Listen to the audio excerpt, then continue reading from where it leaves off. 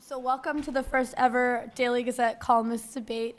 I kind of lost my voice conveniently for this. So we're going to have a 45-minute debate, and then we're going to have an open floor for town hall questions from the audience. Okay. To determine the response order, we had the candidates or the debaters. Don't vote for them tomorrow. They won't not win. on the ballot. Choose a card out of a deck. Danielle chose the highest card with winning 6. So she will be responding first, followed by Will, and then Sam. Each debater will be given 2 minutes and 30 seconds to respond to each question, and then another minute to follow up after each candidate has, or each debater, I'm going to say that all night long, each debater has given their first response. Okay, so we're going to have 2 fiscal questions tonight, 1 foreign policy question, and then 2 social issues questions before the town hall portion. Okay, so without further ado, let's introduce our debaters. We have Sam Sussman in the middle, who describes himself as left of liberal, Danielle Charette, right of Romney, and Will Lawrence, sick of it all. Welcome everyone. Let's jump in. Yeah.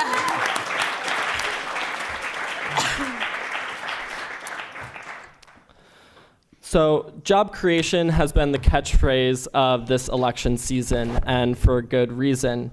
According to a report from the Associated Press earlier this year, 53% of college graduates, that's 1.5 million recent graduates under 25, are either unemployed or underemployed in a job that doesn't require a bachelor's degree. So if you look at this room, about half of us after we graduate will not be able to find jobs. Of that half will be working as bartenders, waitresses, or receptionists, and the other half will be living in Abu Dhabi working as writing instructors. Perhaps what we need is not a job creator, but a career creator. What does the next president need to do in order to create careers for us? And Danielle, you're first. All right. Well, good evening, everyone. And I'm going to do that awkward introduction where the candidates thank everyone known to man. So thank you, Daily Gazette staff, Swarthmore College, my fellow debaters, Arboretum workers, etc. So job creation. This is actually a major quibble I have with both Mitt Romney and Barack Obama, is they talk about job creation as if government can actually create jobs. You know, print out some W-4s, W-2s, and boom, you've got jobs. I do think that policies can facilitate jobs. My proposal would be lower corporate tax rate, as Mitt Romney has proposed, streamline the tax program in general so that you don't have countless deductions, confusion, and just a headache with the IRS. I think Obamacare, although it had noble purposes, is so complicated for businesses right now that they have this looming uncertainty and are hesitant to hire people. You're seeing a lot of mainline think tanks coming out and saying that businesses are more apt to hire part-time workers instead of full-time workers because of the perverse incentives of something like Obamacare. So in terms of us and actually graduating and going out into the world, I think Swarthmore students probably have a slightly higher than, 56%? I guess, 56% employability, so let's hope that's higher than that. But yeah, you've got to have an engine for opportunity, ingenuity. We don't have that right now, and it is dangerous. So again, I think that if you create the right climate and you're speaking in an entrepreneurial sense rather than a job creation sense, because honestly, just hiring more people to work for the federal government takes money out of the private sector, and it's a crowding out effect. So you don't have that hiring in the private sector where I think benefits and overall salaries are definitely higher, even if that means that you have to be more flexible and move from job to job. I think Americans and people in general are creative and ambitious and willing to search for those jobs. All right, that's enough. We need to move on. Okay, Will, it's your question. Okay, thanks, Max. Thanks everyone for coming. I'm Will Sick of It All Lawrence now, apparently. If this were a real campaign, I probably would have put a little more thought into my party affiliation. But if I am sick of it all, I'm only sick of the way that the presidential debate tends to suck all of the air out of the political arena. So tonight I'm going to try to balance discussing the issues as they have been discussed in this campaign while also lending some perspective on what isn't being discussed, which I think is the real story. So on the topic of jobs, I would strongly disagree with Danielle. Government certainly can create jobs, and we've seen that a government works progress administration was basically what lifted the United States out of the Great Depression. And we can do a similar thing for the recession that we have currently by embarking upon a green jobs program. I know it sounds so 2008 when I say that, but it was good policy then, and it's actually good policy now. We've seen this past week that climate change, believe it or not, is actually horrible for the economy. And so by embarking on a green public works program, we can put a lot of people back to work and also avert the future catastrophic effects of climate change. Next on my jobs program is we need to roll back the neoliberal consensus on globalization and free trade agreements. What we've seen over the last 20 years with the tide of globalization is that it's created an international market where there's an international race to the bottom in terms of human rights standards, labor practices, and environmental practices. And President Obama has actually been negotiating behind closed doors something called the Trans-Pacific Partnership, which is the biggest and baddest free trade agreement proposed yet, has not even been remotely discussed in the public arena, and even our own Congress people are not privy to those conversations because they're limited simply to heads of state and representatives of multinational corporations. So that's another one. And finally, I think we ought to end the wars and say we're not going to be an empire anymore. We're spending way too much money abroad. We're spending as much money on armaments and our military as the rest of the world combined. And the debate has simply been, are we going to continue to do that, or are we going to spend even more? So that's money that we should be spending at home here in the United States, creating jobs for your graduates. Okay, Sam, that's you. Good, thanks. First, let's dispel right away with this nonsensical notion that government doesn't create jobs. What, Danielle, do you think a police officer is? What is a teacher? What is a firefighter? It's someone who's publicly employed. So the notion that government, can't create jobs, if it tries to, we're all gonna, something's gonna explode, who knows? It's nonsense. It's a talking point, and it's a bad talking point, okay? But more than that, let's look at what are the types of jobs government creates, and why is that important now when we have 16% of people under or underemployed? It's the sort of jobs that we have a huge public need for, right? Will talks about working on energy. We need a green energy program in this country. We also need more teachers in our classrooms, right? So it's not just that government can create jobs, it's that government can create the type of jobs that we need in this country. So there's an economic need for it, right? But there is also a direct actual need to get the employment work done. So what do we need to do? Let's go through it. First, we need a public jobs program. Will says WPA is effective. I'd also point out World War II is the largest public jobs program in history. So again, this idea that we can't have government, it's nonsense. Okay. Now, I'm not advocating World War III. What I am suggesting is that we follow the basic principle, right? That when you have employment that puts dollars in people's pocket and they go out and spend it, demand is driving an economy, and economy grows. Now, what we've seen over the past 30 years in the United States is that wages have fallen below production. And what that means is that ultimately demand is too low. Now, there have been surveys of major CEOs who say, why aren't you hiring more people? And they all say the same thing, because no one's buying our products. So it's about low demand. We need more government spending, not less. Now, let's talk about globalization for a minute. My job tonight is going to be to be between these two extremes. Now, Will says globalization doesn't work. Okay, great. We should roll back globalization. I saw a sign, it was a demonstration, it said, world unite against globalization.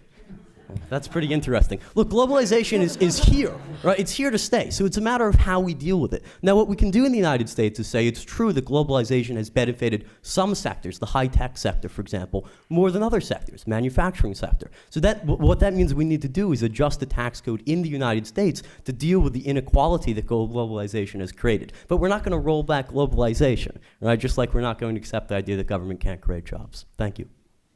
All right, thanks, Sam. So, Danielle, you have 30 seconds to respond. All right, awesome. Well, on the notion of government creating jobs, because it doesn't, it is just a notion.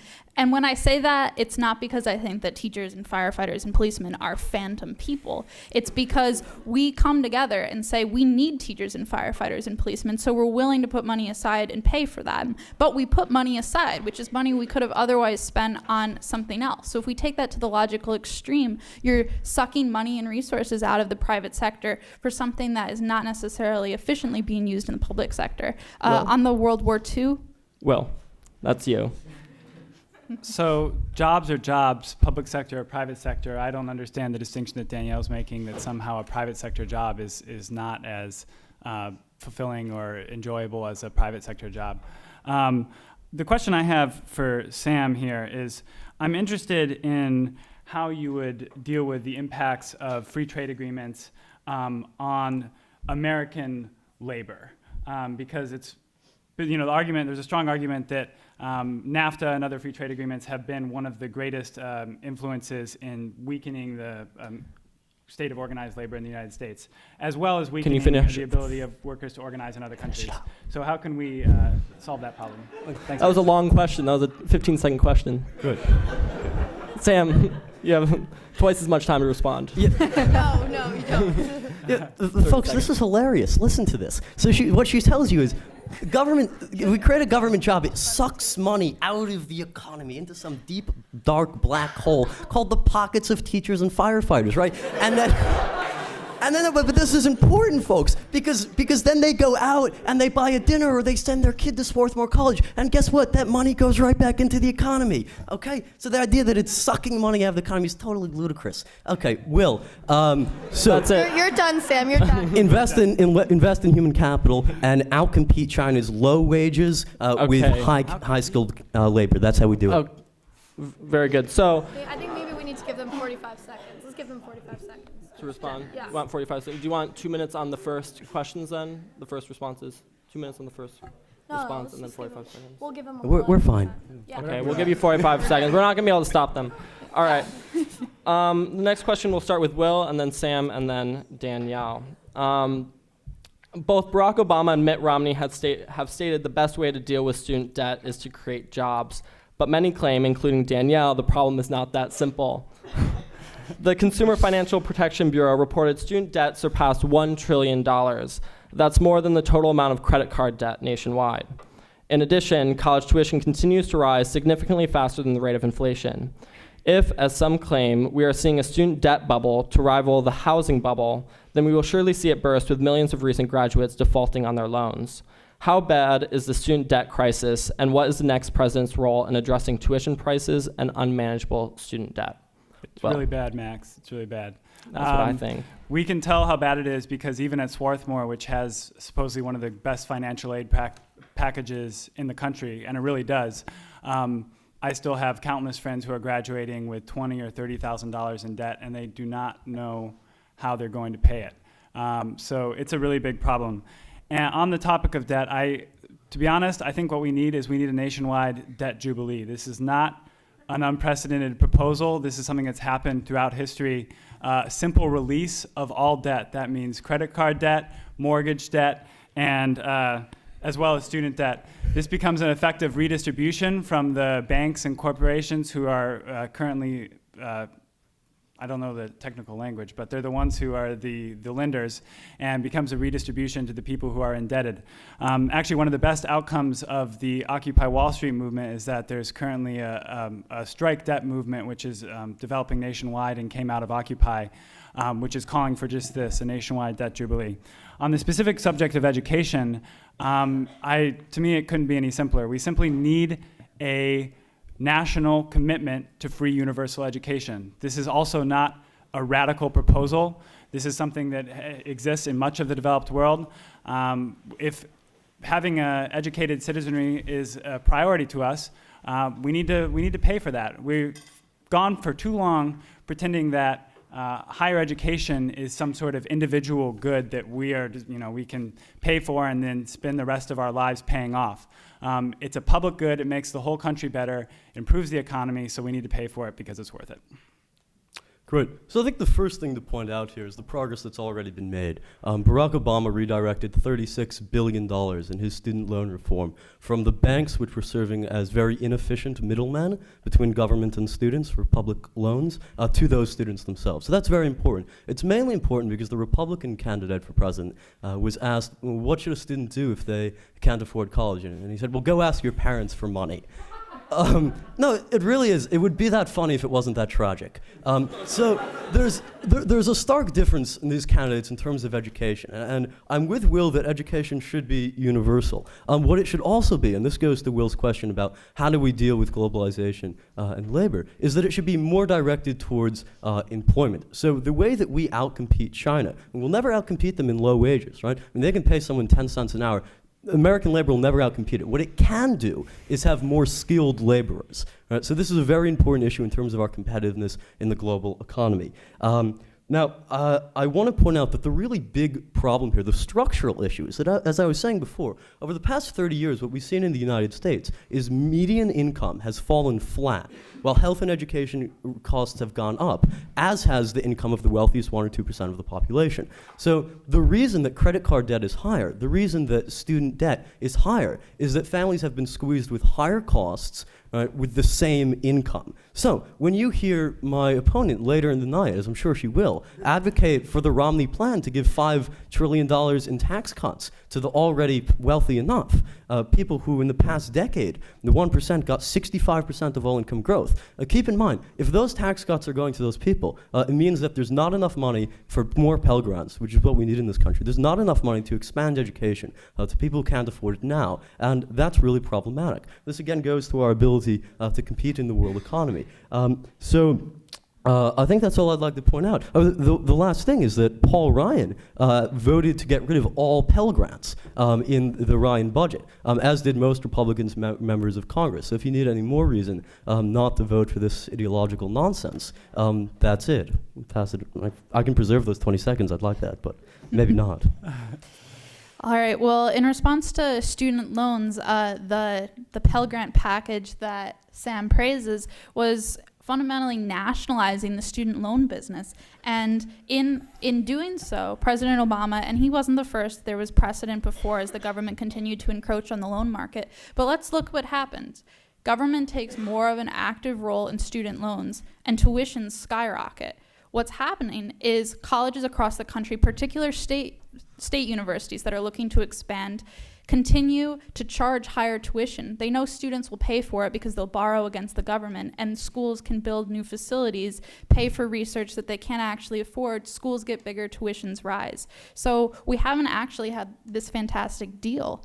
As far as skilled labor, I completely agree with Sam, but I also think we have to rethink our model in secondary schools, finding people who are good with their hands or want to go into particular trades. I think that we told everyone that going to college is economic gold. That may have been so when a small fraction of the population went to college, and it was because it was a signifier of some element of elitism. But if 90% of people are going to college, or at least enrolling in college at some point, it's not that same signifier. So I think we have to find people who have skills, who want to participate in the economy in some fashion, but don't want to just enroll at a state university and be yet another communications or business major. So I think if we refocus people and stop having them attend state or local community colleges, balancing or borrowing rather against the federal government. In regards to the debt jubilee, that sounds wonderful, particularly if you're a debtor, but think about it. Taking on debt, taking on a loan from a bank is a contract with another person or a bank or some organization. That's an agreement. a promise, really, and a notion of honesty that you're exchanging with another person. And if we can't trust contracts and we can't trust exchange, you're going to have complete economic collapse, and joblessness will just continue to spike. Okay, well, Jubilee or not Jubilee?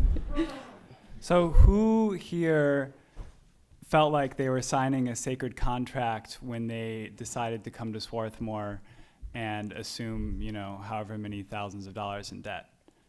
I don't know if sacred is the right. That's the way she talks about it. So, I mean, to be honest, we cannot keep living with this fallacy that debt is some sort of obligation that we have to our lenders. This is so there are so many predatory conditions, whether, especially in the mortgage market, and we can talk about that. But even in student debt, we're talking about 17-year-olds who are being sold the colleges of their dreams and being told it's completely natural that you would have, $30,000, $40,000, $100,000 worth of debt when you're 22. Sam? And so that's not an equal contract at all. Danielle talks about contracts. Let's talk about another contract. There used to be a social contract in this country that said that if you work hard and you go to school and you study, you'll be able to live a middle-class life. You'll be able to send your kids to to college. You'll be able to have health care. And when you talk about the way that banks have exploited students gleefully, as if it's some honorable act, we should all bow down before the unregulated capitalist gods. I think it really deserves to be called out. And you say you're with me on labor rights, or at least on investing in organized labor, but where are you on labor rights? I've read your stuff. You don't believe in the rights of laborers to get together and organize for better wages or working conditions. Danielle? So you can't say you're with organized labor, I just don't believe in their rights.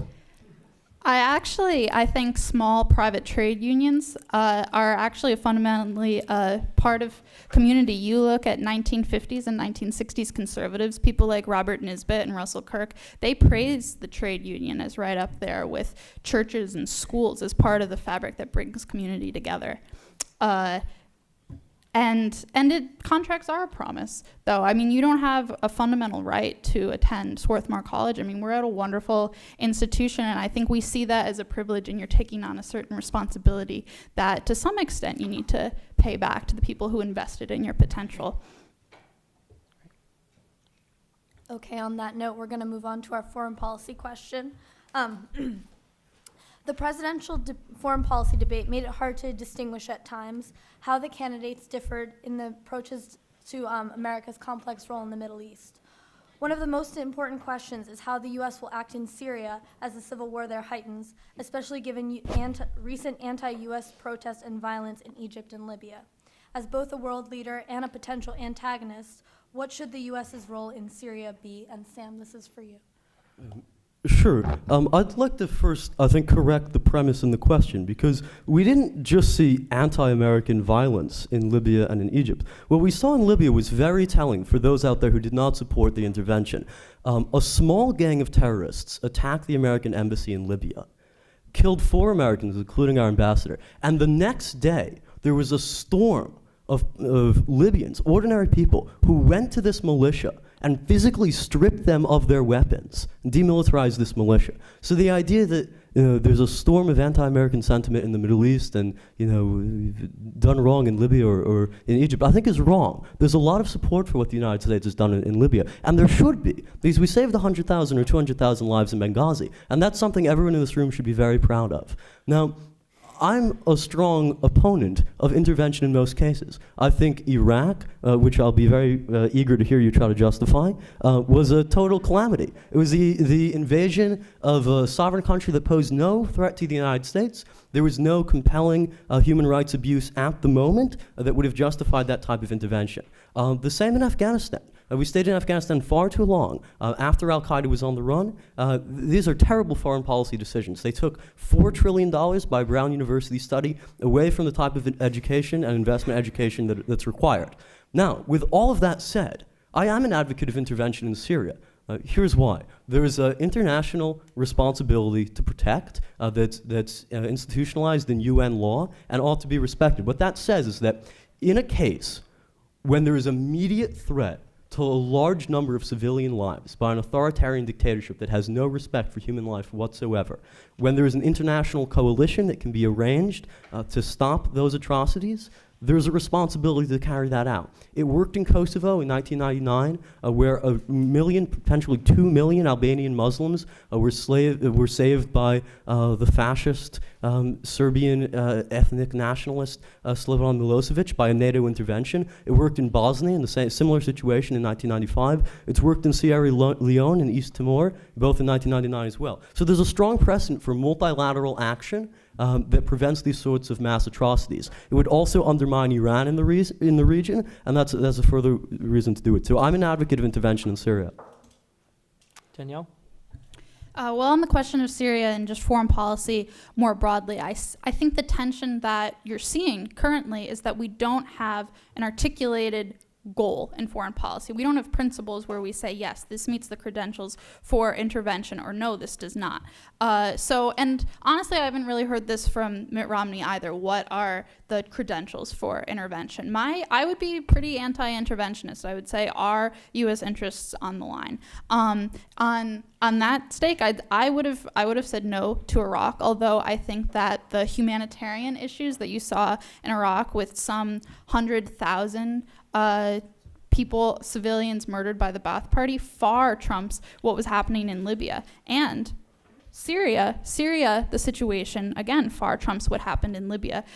So my answer to Syria would probably be something along the lines of a no-fly zone if it got to that point. But again, you see all this back and forth between, Hillary Clinton calling Assad a reformer, or us wanting to really work through the UN and justify our actions through multilateral organizations like NATO in Libya, but then throwing up our arms and saying we can't help in Syria because the UN has tied our hands behind our back. So there's just a total inconsistency where we court Russia on the New START treaty, but then we're willing to let China make more aggressive moves in the South China Sea. So I think articulating a clear policy and having Americans on board is number one. And two, let's get back to the Constitution. Let's have the Senate actually approve interventions and declare war, because we haven't seen that in a long time. I mean, at least in Iraq, the Senate kind of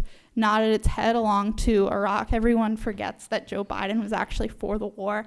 But let's get back to that, because we certainly didn't have that in Libya. Okay. Will, you got some extra time. Awesome.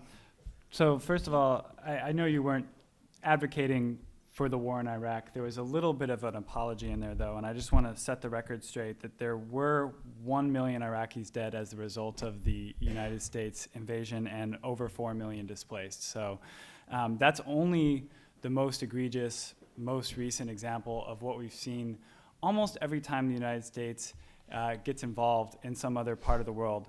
I alluded to this briefly a minute ago, but we need to dispense with the idea that there is such a thing as a neutral intervention. There is no neutral intervention, and when the United States is involved, it means that there's always United States political and economic interests at play in the intervention. We're always choosing the guys that are going to be most favorable to our economic policy, and that usually means the guys that are least favorable to what the people of that country actually want. It gets tricky when you have some sort of totalitarian regime such as what we've seen in Syria, because I don't want to be in a position of claiming that Bashar al-Assad is a good guy, because he's definitely not. But we're not the good guys either, and it's time to recognize that. In the activist spaces that I spend a lot of time in, we talk about stepping up and stepping back so you don't take up too much space or make anybody feel bad.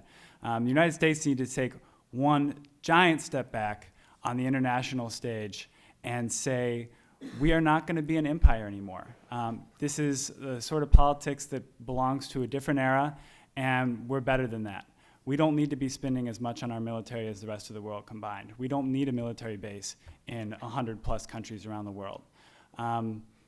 We know better, and we should show it. Will, what was the American economic interest in Kosovo, where we saved a million people from genocide? In East Timor, The same thing. What was the economic interest in Libya? And don't say oil, because Libya has 1% of the world's oil. Now, the fact is that many times American foreign policy is self-aggrandizing, it's immoral, and it's not constructive. Iraq is a great example, and I'm happy you're glad that the Senate voted for it after a 6-month campaign of shamelessly manipulated propaganda and intelligence. But the fact is that there's moral multidimensionality to American foreign policy. We're not always the good guys, Danielle, but we're not always the bad guys, Will. And look, there are times when the U.S., with its NATO partners, with UN intervention or not, has stepped in and saves hundreds of thousands of people from genocide. We should do it again in Syria.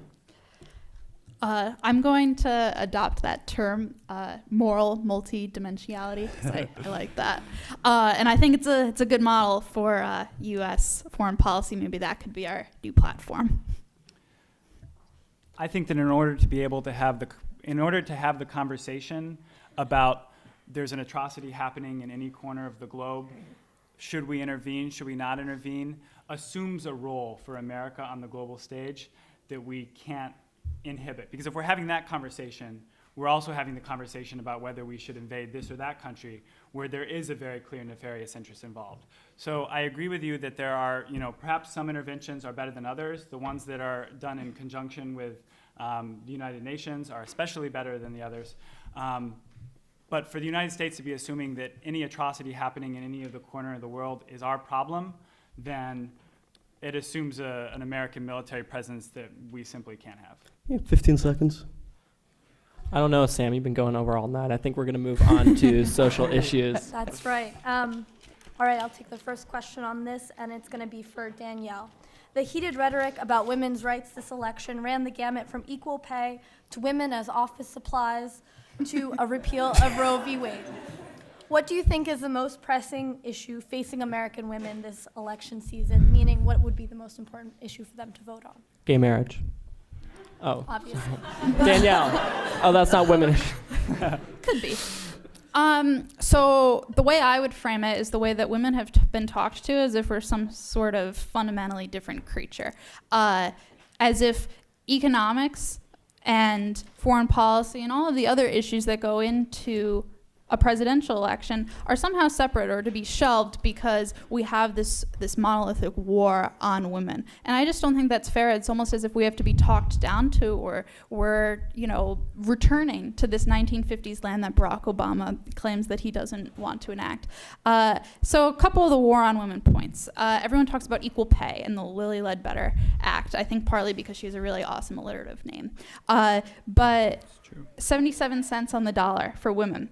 That statistic is pretty disputed because it actually comes from, if you add up all of the money that men make in America and all of the money that women make in America, and you just divide it, and you see that women make 77 cents on the dollar on average. But that's because English majors like me pick different pursuits than some guy who's an econ major and is going to wind up on Wall Street. So there are different choices that people themselves make, because people are personal agents, and it doesn't have to do with gender, it has to do with choice. If I wanted to work on Wall Street, I actually, coming right out of college with the same credentials as that man, probably actually statistically would make about 8 cents more on the dollar. So we're just looking at broad aggregate statistics. Women don't work as many hours. Women make different choices. Women are in different fields. So I think you have to respect that agency. And it's not some nefarious employer in the back corner deciding we're only going to give Lilly Ledbetter 77 cents.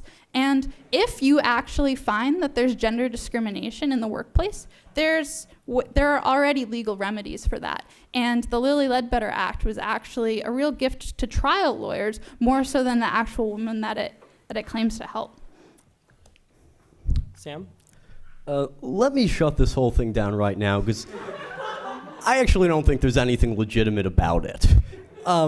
First of all, this stuff about the 77 cents on the dollar not being accurate is wrong. I don't know where you got that from, but there are numerous studies that show, and here's the important modifying clause, that for the same work, women are paid on average 77 cents per dollar. Now, there are lots of studies that say that. So, I mean, maybe this is the Heritage Foundation speaking, I don't know, American Enterprise Institute, anybody, but it's not accurate. Let's talk about what the actual war on women looks like. In the past 2 years, there have been 1,132 state-level laws that have made it harder for women to access their fundamental right to abortion. This has been coordinated by Republican state-run campaigns that are ideologically committed to returning to the 1950s environment in which you talked about. I think it's very important for people to understand that there are 4 justices on the Supreme Court right now who are totally and absolutely committed to rolling back all abortion rights, to overturning Roe v. Wade. They've written about it their entire academic and legal careers. It's personally been the centerpiece of their public lives, and they're committed to it in their lifetime. The next president will probably appoint 2, maybe 3 members to the Supreme Court. Paul Ryan and Mr. Romney are entirely committed also to rolling back Roe v. Wade. They've been saying it, at least Mr. Ryan has, most of their professional lives. Romney, he hasn't been saying any one thing most of his professional life. But for the past 3 years, when he's been running for the Republican nomination for president, he's made it very clear that he has the opportunity to appoint a Supreme Court justice. It'll be someone who does not believe that women have any reproductive rights. So I think it's really important to understand this. Now, I'm a little disconcerted. You're concerned that Democrats are talking to women as if they have interests. I mean, women have interests. It's very clear. If you want your reproductive rights to be protected, don't vote for the guy who's been saying for 30 years in the case of Ryan and 5 years in the case of Romney, I don't believe in this. It's very clear. So I think those are the most important things. I think another important thing, I got 10 seconds here. Why hasn't Mitt Romney condemned any of the Republican senators who have said things like the legitimate rape comment or that a child born from rape is a gift from God? Mitt Romney endorsed that guy. There's an ad running in Indiana right now saying, Mitt Romney, I endorse this guy. It's absurd. He should condemn it. You should condemn it. You're a Republican. Well, most pressing issue facing women today. You're not going to catch me saying what I think the most pressing issue for women should be, but on the war on women, which is clearly where this question is angling, I think it's real and it's frightening.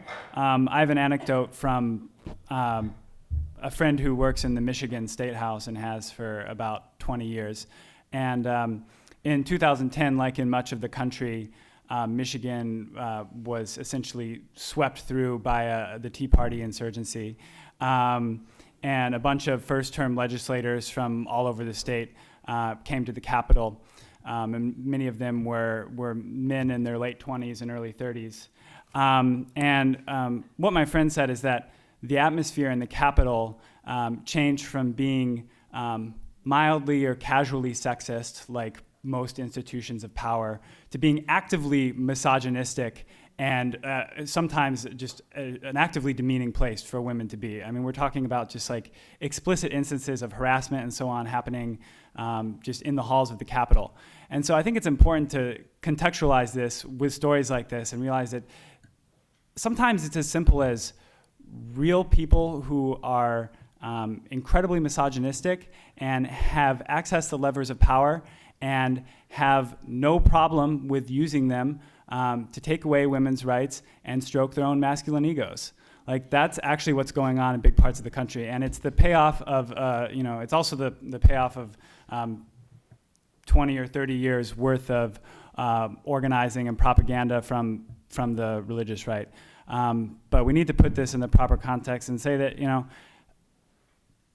for women and for everyone, the right to contraception and abortion is fundamental for people's health and safety, whether you're a man or a woman or any other gender, and it needs to be protected. So, yeah. Danielle, what would Lily Ledbetter say?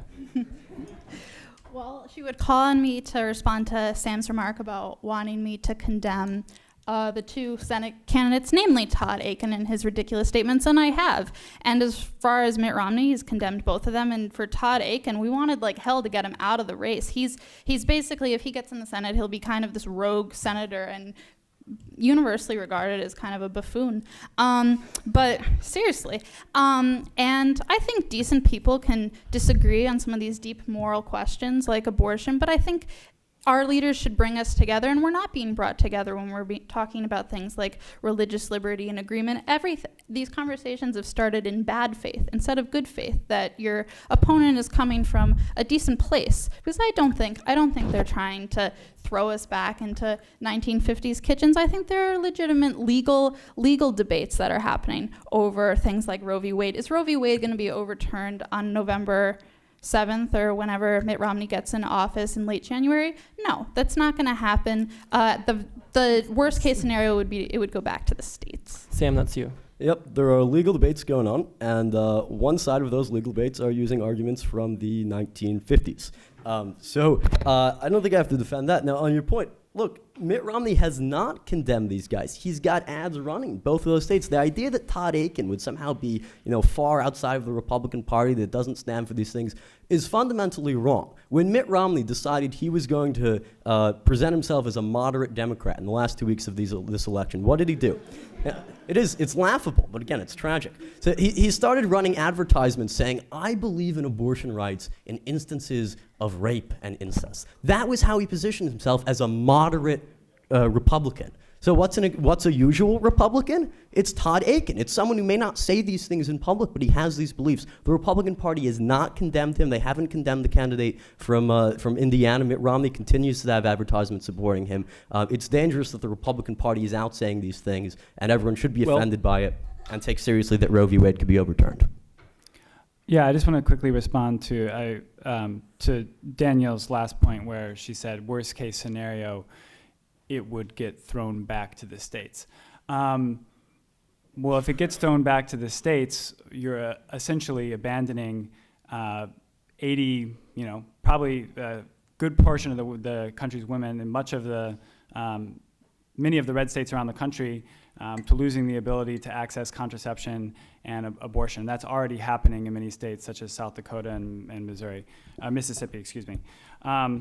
And so, there used to be a time when the ability of people of color to vote was also a matter that was up to the states. And then we had something called the Voting Rights Act, which solved that problem, at least for now. So when you hear that argument, it's just going to go back to the states. That should send up a red flag, because that's always the argument that is the argument against protecting people's individual liberties at a federal level. Okay, so this is our final question before we move into the town hall style debate where we'll take questions from you. Climate change has taken a backseat to economic and national security issues this election season. In an unprecedented storm, Hurricane Sandy left much of lower Manhattan underwater. This is an issue that concerns not just Americans, but the world. Many on the right propose cap and trade, while those on the left propose investing in renewable energy and tightening regulations on CO2 emissions. What is the most effective, appropriate, and rational, I'm looking at you, Will, steps for the government to take to combat climate change? We'll start with Sam. Great. Doesn't seem fair. Sure. Well, the first thing we can do with climate change is not trust finding a solution to a party that wants to teach intelligent design and otherwise has no regard for science. So that's the first thing. Now, what we know, or rather what other people who understand science better than I do know, is that warmer oceans, more melting ice caps, higher or more moist temperatures will mean more intense hurricanes like Sandy. In the past 10 years, 3 of the most vicious hurricanes in the century have transpired. So we know this is a very serious issue. What we can do, 2 policy proposals you mentioned, actually both put forward by Democrats, are cap and trade, which was killed by the Republicans in the Senate in 2009, which basically, so the issue with pollution obviously is that there's a negative externality. You're not held responsible. If you engage in an economic transaction and there's pollution, there's no cost to that. The public bears the cost, and it's really not fair. So what cap and trade does is try to charge corporations for their pollution and to hold them responsible for that negative externality that they produce.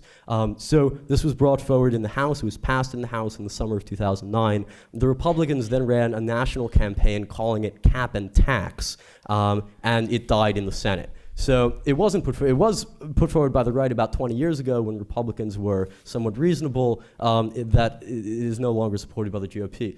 The second thing we should know is that the Democratic Party, through the stimulus, invested about $200 billion in clean energy. Barack Obama's auto standards for fuel efficiency are probably the most significant progressive accomplishment that has been undersung in this administration. So by 2025, all automobiles will have to have a 44 or 54 miles per the gallon. That'll be law, and everyone will have to conform to it. So those are two very significant steps that have been taken. Obviously, we need more investment in clean energy.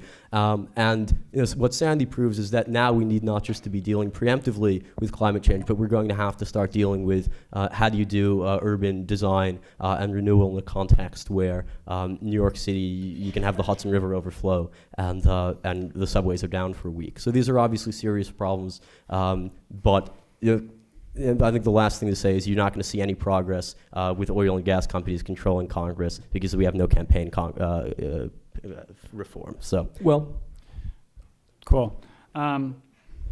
So we've known about climate change for how long now? 30 years.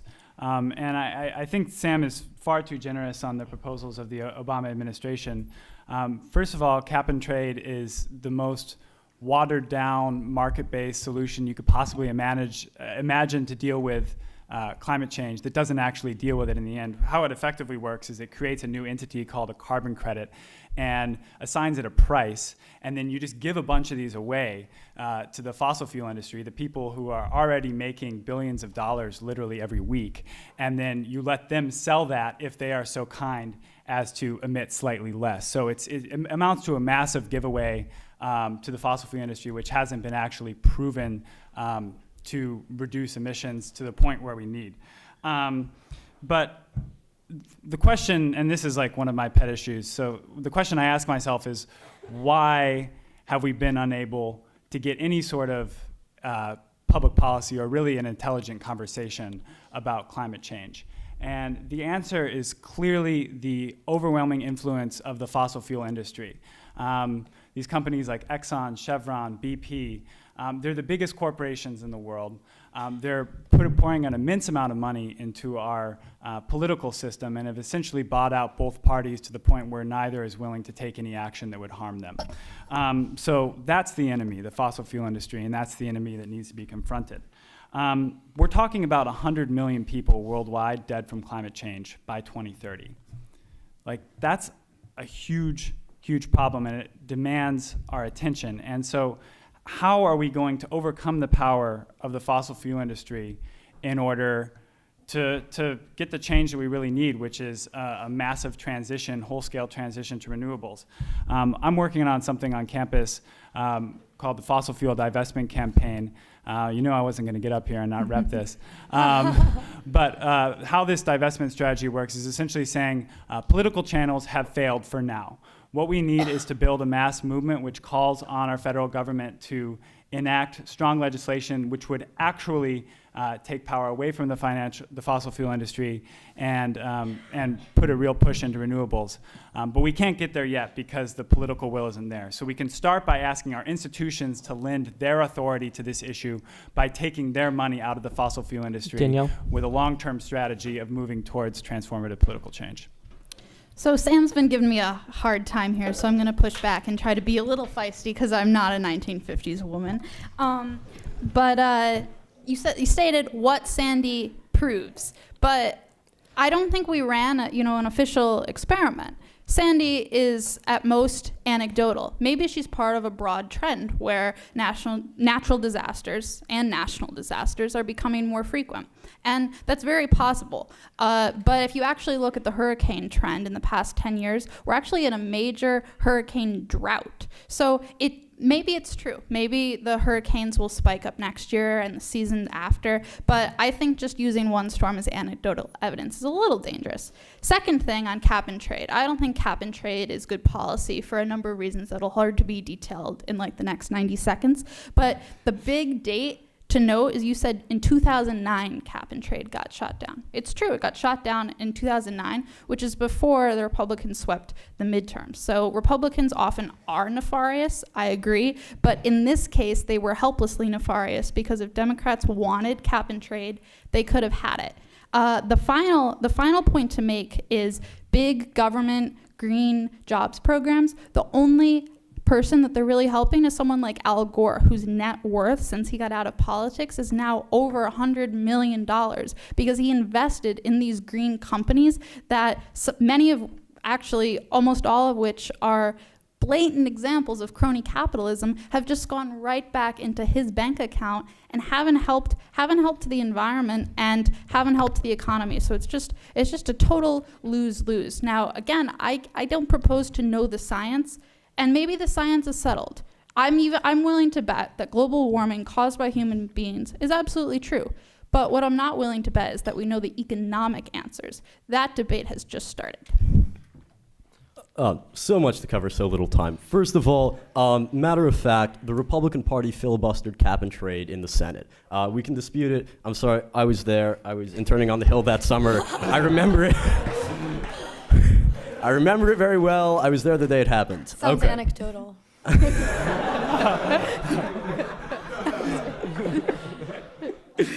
Okay, so another anecdote would be for Will. So we had a cap and trade system to deal with the chemicals, the pollutants that caused acid rain in the early 1990s that was actually passed by a fairly moderate Republican, Bush won, which worked very effectively. So I think you're underselling cap and trade. Is it a comprehensive solution to climate change? I would never suggest that. Is it what we can do now in a political system in which the oil and gas companies dominate Congress? Yes, it is. And I think it's defeatist to say, well, these corporations have a stronghold on our politics, so we just shouldn't do anything. No, as I suggested before, this administration's been great on climate change. $200 billion in investment in clean energy, the most serious okay, go ahead. Cap and trade does not bring us closer to the change we really need, which is a shift in political power away from the fossil fuel industry, which has brought us to the point of global ecological collapse. It may be a short-term Band-Aid, but we really need a systemic transformation in the way we think about energy and infrastructure in this country in order to deal with climate change. And if cap and trade, it doesn't get us there because, again, as I said, it's a giveaway to the fossil fuel industry. It gives them more power instead of less. And as to the question of, was it the Democrats or the Republicans that blocked cap and trade?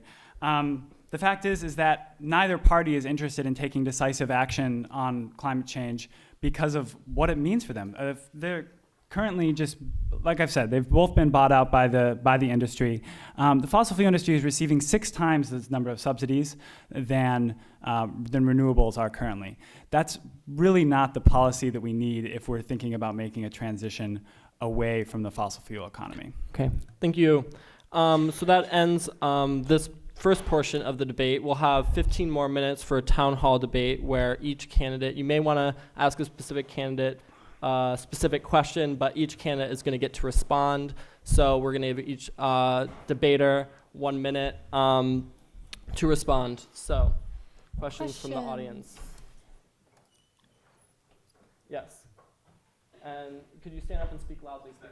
Yes, that's you. And say your name, please. All right, Daniel Branson Jr. I have a question, I guess a two-sided question, depending on where the candidates stand on foreign policy. Okay, it's about Syria. Okay, Sam, so responsibility to protect, and I guess Danielle, because you're somewhat favorable to intervention. Responsibility to protect also says the intervention must, not cause harm. Kind of like the Hippocratic Oath that doctors. Is there really a plan to intervene? What would that look like? Because I've not seen a plan that is actually feasible. Will, for America's role in the world, does America have any role in the world? As in, what about foreign aid? Or what about funding for programs like HIV prevention or genocide prevention? Can the United States still do that without having that? All right, that's a lot. You still all have 1 minute. Danielle, we'll start with you. I think that's an awesome question and really frames the kind of questions we should be asking when a leader comes into office as far as what kind of foreign policy you're going to enact.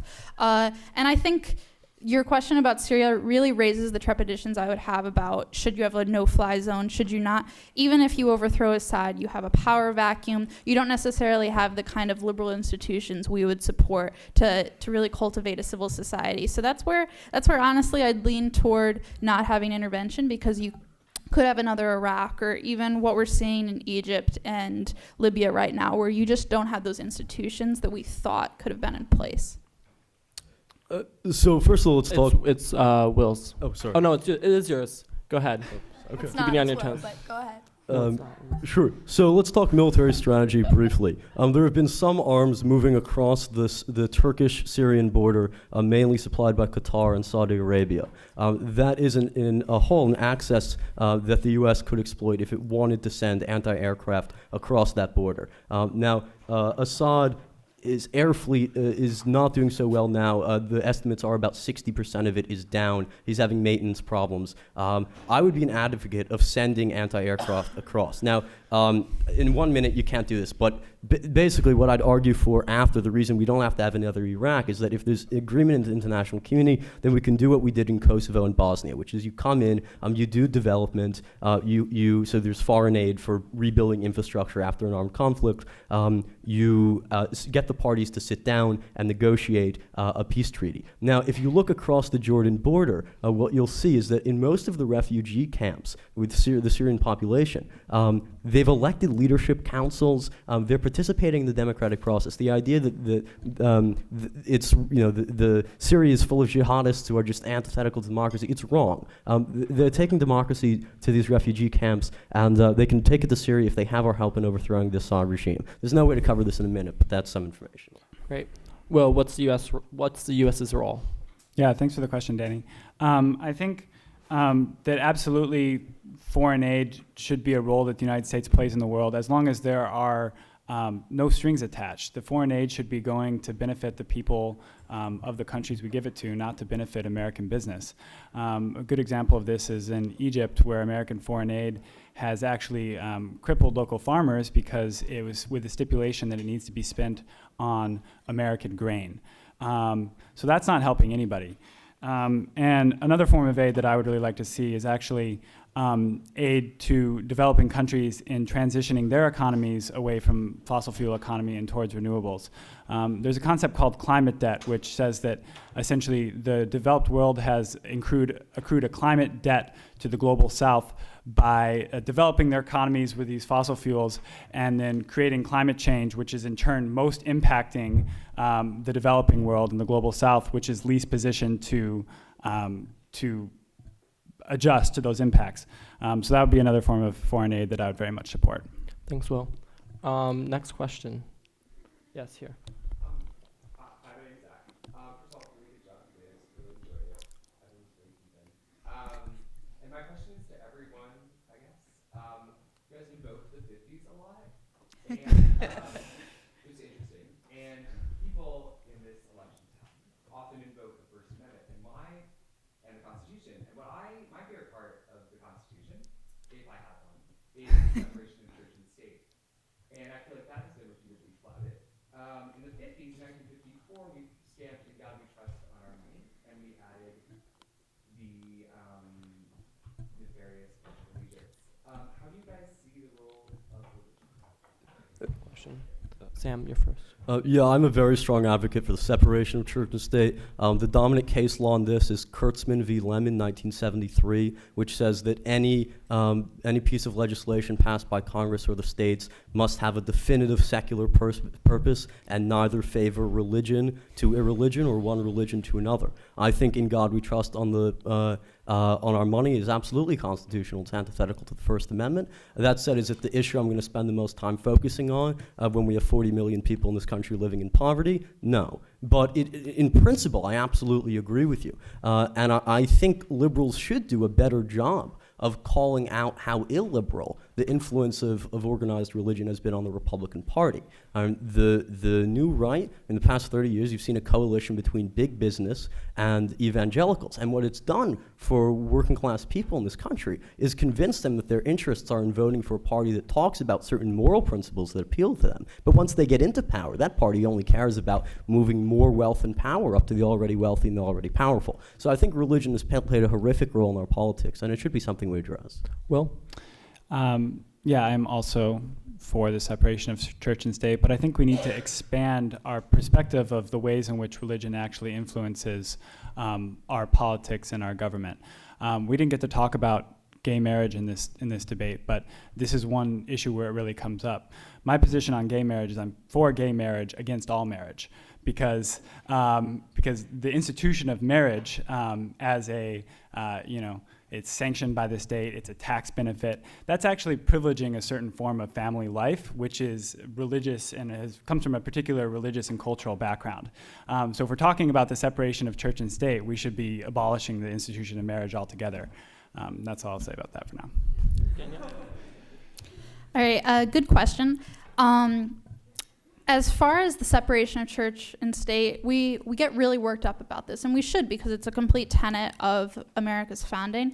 But Thomas Jefferson, who himself was a pretty gung-ho deist, and now we would probably definitely put him in the agnostic camp, said that the separation between church and state is not actually a wall. So it can go back and forth. If you're a religious person, your religious values, if not your religious actual worship, can influence your beliefs and policies in the public sphere, and in fact it should. If you are passionate about alleviating poverty, that is a religious tenet. And natural rights, in God we trust, I think we have to recognize that our ideas of property and speech and first do no harm, in a sense, are natural rights coming from people like John Locke, and that is, if not religious, at least kind of quasi-religious in our founding. I think we should acknowledge it. All right. Thank you. If you're not a 1950s woman, you are a 1776 one. Just kidding. Go to next question here. Get there, Phil.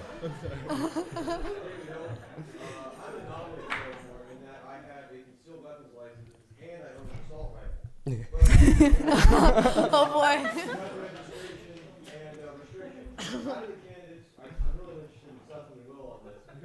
How do you feel should be the balance of individual right, firearms, and societal protection?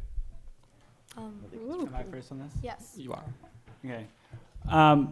Well, it's an interesting question. I think if you follow the Second Amendment to a T, you actually come out with some sort of scenario where every citizen is entitled to their own nuclear armament. And that's why I think we need to move beyond the Second Amendment and realize the extremely detrimental impacts that the weaponization and militarization of American culture is having. I mean, we're literally surrounded by militaristic imagery, and then we have the ability to go out and actually practice that in our backyards. I mean, have you seen this show? What is it? The Stars Get Their Stripes? Stars. So, I mean, it's crazy. This is where celebrities are essentially going and seeing what it's like to be part of the military. I think that when you have that combined with the easy access to guns in this country, and you're right that they aren't nearly strongly enough regulated or registered, it's a toxic brew. And so I think we should be taking guns off the streets, and we should not have guns. It's Danielle next. Guns scare me, but the Second Amendment doesn't, if that makes any sense, because I think it really is indicative of negative rights. What do I mean by negative rights? I mean that first do no harm kind of conception of liberty. So don't take away my right to free speech. Don't take away my personal protections. It doesn't mean that you have a right to go and kill people and enact your positions on other people, but you yourself are an autonomous being, and I think our Second Amendment rights do illustrate that. As far as the incredible violence that is still perpetuated in urban areas and places all over the United States, particularly Chicago this summer was just awful, I think you do have to go beyond just guns. Guns make it easier to kill people and have gang violence and all the rest, but I think there are cultural problems and questions of education and family life Will said he wanted to get beyond family life, or that family was a particular cultural institution. I actually support gay marriage as a religious question and not a state question, but I think family is really important on keeping people safe and decent. How about the negative rights of the 20,000 Americans every year who are the victim of gun homicide? How about those rights? Dave, I think it is a hard question. We do have a culture of gun use and hunting in the United States. That said, no one goes and hunts with an assault rifle, except maybe you. And if there were no downsides to the exercise of your liberty to have a gun, I'd be all for it. But when the downsides of a personal right to a weapon are that 20,000 Americans die every year, that we get Aurora, that we get the Gabby Giffords tragedy, it's harder for me to be sympathetic to what is essentially a pastime. And I know you'll say, and there are lots of Americans who will, that, well, we like having our guns and it's about protection and yada yada. Look, we have a police force for that. I think, frankly, there's a lot of ego that goes into wanting to carry a weapon. There's a sense of wanting to feel in control. And if I can make a sociological point here, I think the people who are trying to exercise that control are, frankly, white working class people who have been alienated by 3 decades of transfer of wealth and power upwards. And I feel like they don't have a place in this society and are trying to exercise some ownership in their own life. Can I have 15 seconds? I'm trying to be nice. But Monica, okay, can I have 15 seconds real fast? Please. Go. It'll only be 15 seconds. Okay. Oh, good. So I just really want to address the point that Danielle made about cultural factors influencing gun violence. And if we really want to talk about factors that are perpetuating violence in American cities, let's talk about the prisons, please. Because the mass imprisonment of frankly, young people of color, young men of color in the United States is perhaps the single greatest factor which is inhibiting the development and safety of American cities. People get taken off the streets for petty drug offenses, thrown in prison. When they come back out, they're unemployable because they have a record, and the cycle starts all over again. So let's talk about the way that imprisonment is affecting American society. I don't feel like this is fair. I don't have a voice. Does does anyone else want 15 seconds to respond? Yeah. I agree. I would. Honestly, this is where I get really libertarian, and I would legalize drugs and really try to keep people out of federal prisons for petty offenses.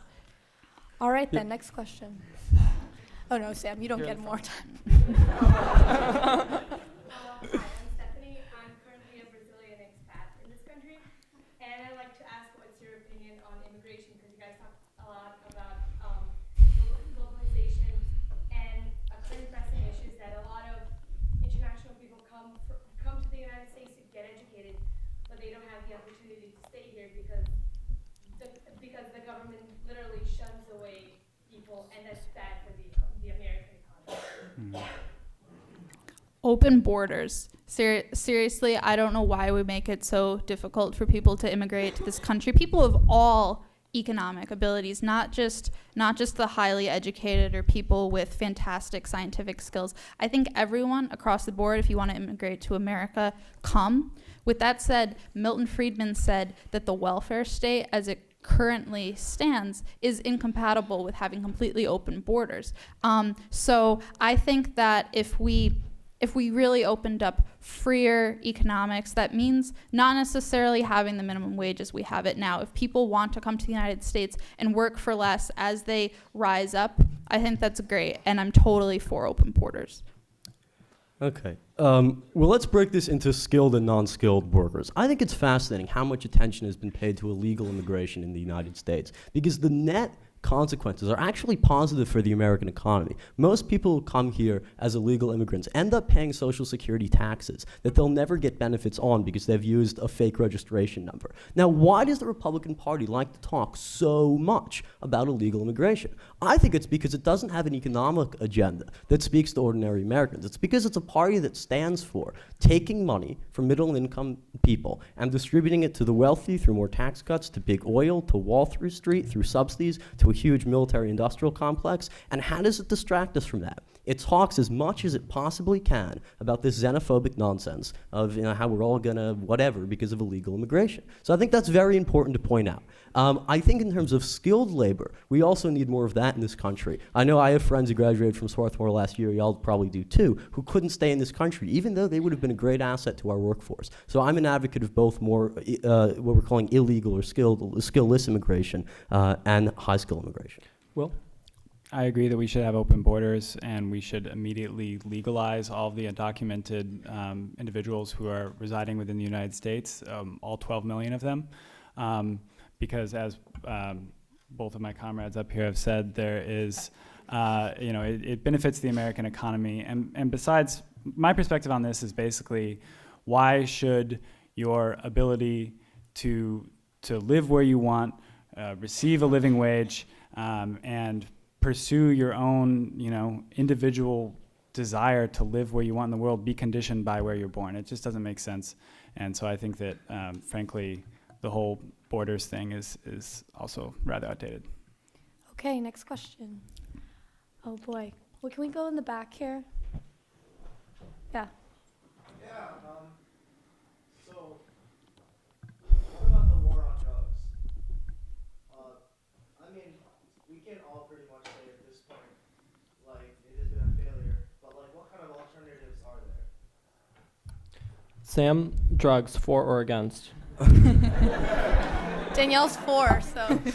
I've been an advocate of ending the war on drugs for a long time, and I used to be able to sort of take myself back and say, I don't use drugs, but I'm an advocate of legalizing them anyway.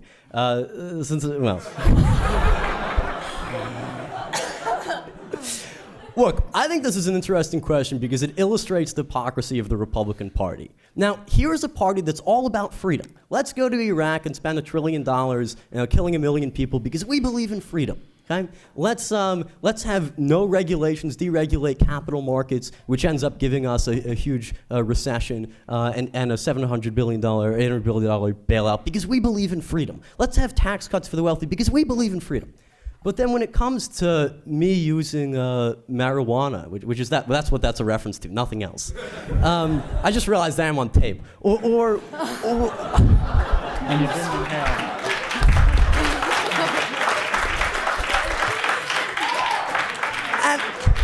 And you know what? I did inhale, and I should have inhaled. And drugs should be legal. And that should be legal. So here's my point. Freedom, freedom, freedom, freedom. But when it comes to me using marijuana, or 2 gay people getting married, or a woman accessing reproductive rights, the Republican Party is nowhere to be found. Freedom, freedom, freedom. I get scared, you should too, when Republicans talk about freedom. Will? So when Sam started talking about the hypocrisy of the Republican Party on the war on drugs, I started thinking about Barack Obama's childhood, smoking weed and doing a little blow when he could get it at Occidental College. And I think that it's not limited to the Republicans, the hypocrisy in terms of continuing to prosecute the war on drugs, especially after Obama also campaigned to do some things about that. So I sort of got going on this strand. I'm wondering, why is it that the Democratic Party, especially when you have a president in office who is admitted to having been a drug user in the past, continue to prosecute the war on drugs? And I think to understand why, you have to go back to its very inception under Richard Nixon, when Richard Nixon said, we're going to take this marijuana thing and we're going to slam them on it.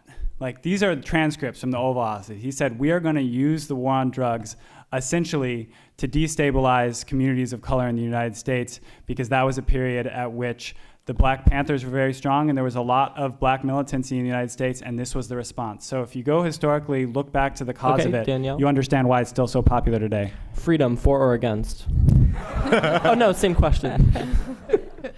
I'm pro-freedom, pro-legalization of drugs, but also I'm sitting here and I'm thinking about it, and it's like, why won't Democrats and Republicans touch this if it is just such a basic liberty issue and it's wreaking havoc in the cities? And I think it's because there's some sort of cultural kickback, and people don't want drugs to be legal because they see drugs as bad and wrong. So let's actually capture that cultural kickback. Drugs are wrong, okay, and they're evil and unhealthy and all that. great. You can use that and mobilize that cultural angst against drugs privately, but don't have the government clamp down and lock people up for it. Okay. This is going to be our last question, guys. Let them keep asking. They have more questions. You want more? You want Just more let them time? keep going. All right. Will, you can keep going. I got a CS lab. So Let's be And real. all of a sudden, we're back at Swarthmore. Okay, right here in the center. So I'm so glad you guys brought up hypocrisy because I've been really asking y'all a question. So how do you justify Governor Romney's position on healthcare when and his rejection of Obamacare when it was the same, or if not very, very similar, healthcare plan that he proposed in Massachusetts? And then in general, for all of you guys, what is our government's role within our healthcare system? On the topic of Romney, I think it's hard to justify. I think it's kind of a really messy campaign issue, and it drives me crazy. I wish he either disavowed what happened in Massachusetts or, I don't know, didn't run for office. It created a lot of, like, honestly, I think it was absurd. The only way that you can justify it, and I think it's a weak argument, but it does, and it's a weak argument because I think federalism has collapsed so much, but it was at least done on a state level, and it was allowed to kind of, I mean, there are good parts to it, but there are also really terrible spending issues in Massachusetts, and in some way it's a model not for the nation. So in that sense, it was kind of an experiment in Massachusetts, but the rest of us aren't subjected to it. Healthcare, I think, cross-state borders, I think a lot of free up experimentation. But Obamacare is a bad model, a lot of perverse incentives. And I think some of the stuff that you see Joe Rago right now coming out of the Wall Street Journal, I think is a good model of just slowly experimenting in the healthcare market. Sam? Look, Obamacare is clearly not the most effective way to expand healthcare and reduce costs. That said, we don't live in a perfect political universe. Obamacare extends healthcare to 36 million people. For the past 50 years, healthcare costs have been going up at 2 or 3 times the rate of inflation, usually closer to 3. Over the past 3 years, or over the past 2 years rather, they've stayed under 4% increase, which is lower than, or is 1.5 times the rate of inflation. In other words, healthcare costs have gone up, as Romney says during the campaign. Obamacare has failed because healthcare costs have gone up. Right, there's this thing called calculus and rates of change. So they've gone up much slower, right, than they otherwise would have gone up. So I think that's very important to point out. In terms of Romney's plan, I mean, yeah, look, I thought it was funny. The poster said Danielle's right of Romney. Now, right of which Romney? And the Romney who's running for governor and is a moderate, basically liberal Republican, or the Romney who's running for the nomination and is all over the map and totally on the right of the map, rather. So. Yeah, so in terms of what the government's role in healthcare is, Danielle was asking for lots of a trial and error period, and I think we actually have a lot of examples from other Western European and other developed countries. They're all variations on a theme. Everyone gets healthcare for free. And then we figure out a way to pay for it, and you decide basically who bears the tax burden. I mean, maybe it should be the rich.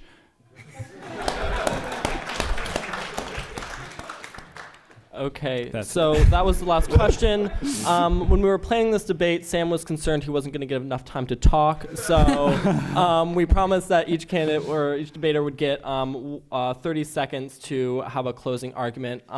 Then we'll end by, we wanted to take a general feeling of the audience to see who won the debate. We'll do that through a round of applause. It's about as effective as the Electoral College. And if you did want to ask more questions, we know Sam will be here afterwards. We'll start with you, Will. 30 seconds. Yeah, okay, thanks everyone for coming. I was a little bit unsure how this was going to go because this is really not at all my usual realm of political discourse, and I think that both of my compatriots up here are probably, in some senses, better versed in the sort of the horse race of electoral politics than I am, and so I was a little worried how I was going to fare on the issues. But it's been really rewarding, so thanks for coming out. And I think, as I said in my column this morning, which some of you may have read, ultimately what happens tomorrow will be, this is not the defining moment of our political lives. Whatever happens tomorrow, the task remains the same. We need to go out and advocate for what we believe in, organize together in our communities and our workplaces, and that's what's going to make the real change that we want to see.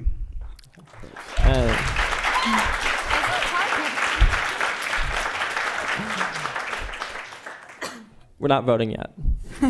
Voting's tomorrow. Danielle.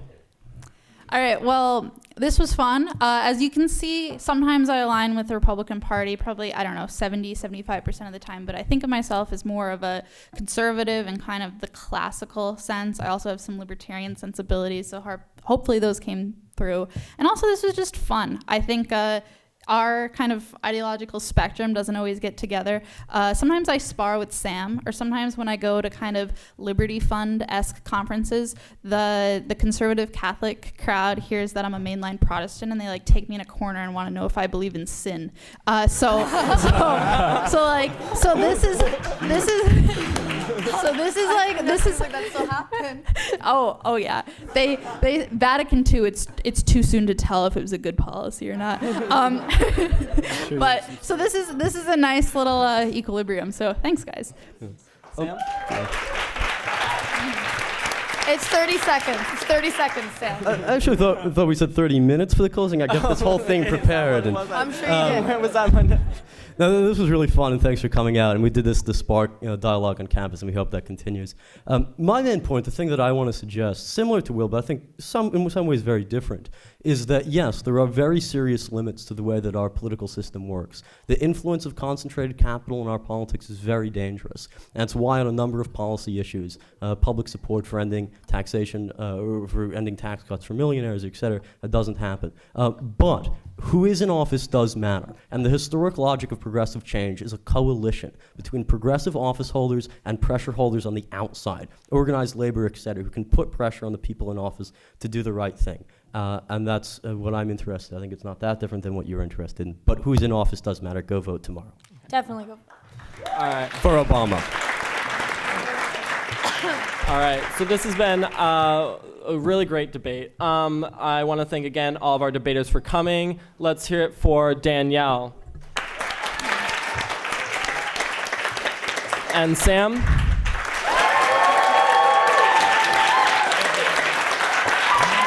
And sick of it all, Will.